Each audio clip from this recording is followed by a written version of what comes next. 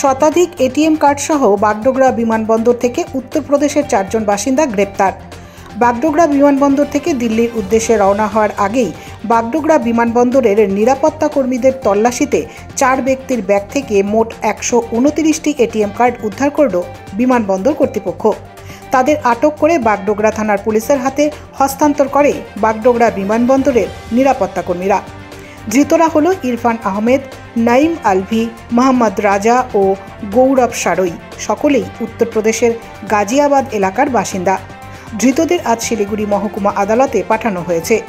জানা গিয়েছে, ধৃতদের পূর্ণিয়া থেকে বাগডোগরা বিমানবন্দর হয়ে দিল্লি যাওয়ার ছক ছিল। যে এটিএম কার্ডগুলি উদ্ধার হয়েছে সেগুলি বিভিন্ন ব্যক্তির এটিএম কার্ড। পুলিশের প্রাথমিক অনুমান, টাকা জালিয়াতি কাণ্ডে একটি বড় চক্র সক্রিয় রয়েছে। ধৃতরা সেই চক্রের সঙ্গে জড়িত থাকতে পারে। ধৃতদের আজ শিলিগুড়ি মহকুমা আদালতে পাঠানো হয়েছে। ধৃতদের 5 দিনের রিমান্ডে এনে এই ঘটনায় আরও কে বা কারা যুক্ত রয়েছে তার তদন্ত করবে বাগডোগরা থানার পুলিশ।